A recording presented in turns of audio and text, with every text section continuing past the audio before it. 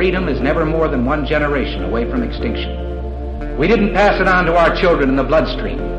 The only way they can inherit the freedom we have known is if we fight for it, protect it, defend it, and then hand it to them with the well-taught lessons of how they in their lifetime must do the same. And if you and I don't do this, then you and I may well spend our sunset years telling our children and our children's children what it once was like in America when men were free.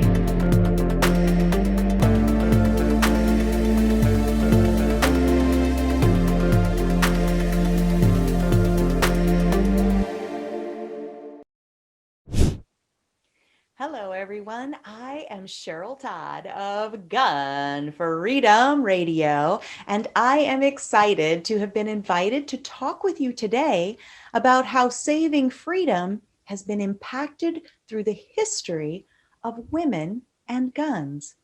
Now, last year I spoke about the 100th anniversary of the 19th Amendment that legally allowed women to vote, and about how in these past 100 years, too many women and men alike have used their vote to suppress and infringe on certain parts of our Bill of Rights, including our rights to keep and bear arms.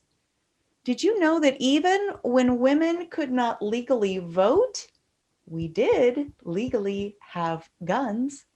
Our foremothers used guns to hunt, to protect their land and livestock, and to guard over the safety of their families and homes. Firearms and ammunition in the home were basic household tools, as basic as having, say, a hammer and nails. And yet here we are in the 21st century, now trying to reclaim that normalcy and those rights to possess, carry, and use these life-saving tools of protection. Somewhere along the way, someone told us that women don't use tools, and too many of us have bought into it. And someone told us that moms, good moms, don't allow certain tools into their homes. And a group has even commandeered the word moms. Moms demand something, not really specified, but it equates to guns are bad. And if you're a mom or a woman or a decent human being of any kind, you will agree with them, or else face being ostracized and canceled. Can you imagine all of these strong, smart, capable, competent women in our nation, and really the world, being convinced that hammers and nails are too dangerous for we women to handle? And yet, too many of us have bought into that idea when it comes to firearms and ammunition. It's embarrassing, really. And it's time to reclaim our equal rights to own whatever tools we need to pursue life, liberty, and happiness, whether it's hammers, nails, guns, or ammo. In preparation for this talk, I posted a question on social media asking what specific woman people would like to know more about. The flurry of helpful comments and ideas was rapid fire, exciting, and energizing. People are clearly engaged and curious about how, with our rich history of women and guns, we have become so backward thinking over the years. Faster than I could write, people posted names like Annie Oakley, who became a sharpshooter out of the necessity to put food on the table for her family. Ida B. Wells, an African-American feminist, journalist, educator, and an early leader in the civil rights movement. She even helped to co-found the NAACP. Harriet Tubman, anti-slavery superhero of the Underground Railroad, and the many but mostly forgotten women who fought in the American Civil War. also the fact that when our nation was still a group of colonies that were subservient to the rule of Great Britain, women were counted as gun owners. We weren't allowed to own much else, but guns were among our personal possessions. And then there was Eleanor Roosevelt, the first lady of four-term Democratic President Franklin Delano Roosevelt. Eleanor is famous for breaking the mold of the traditional role played by a first lady, for having served as first lady for 4 terms, and also for personally keeping and bearing arms.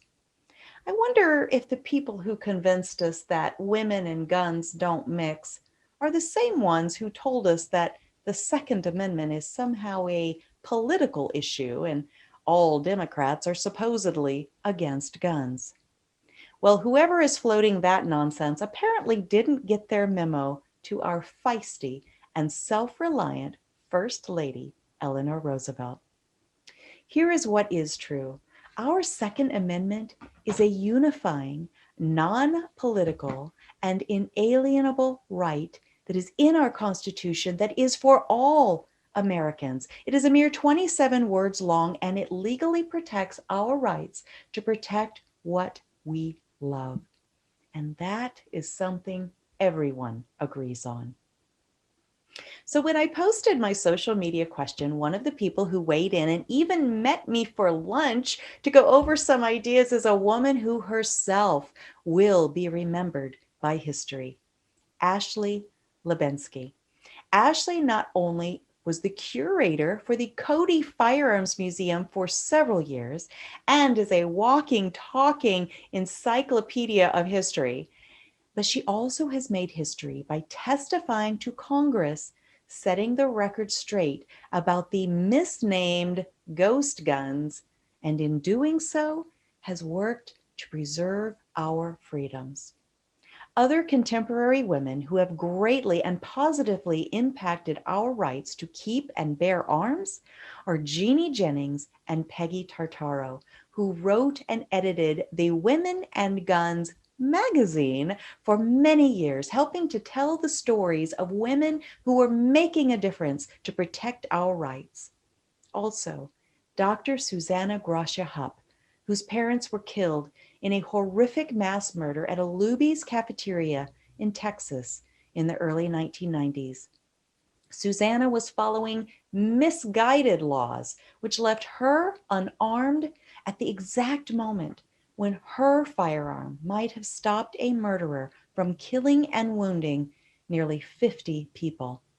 Susanna has continued to use her voice to advocate for more life-saving freedoms for all of us.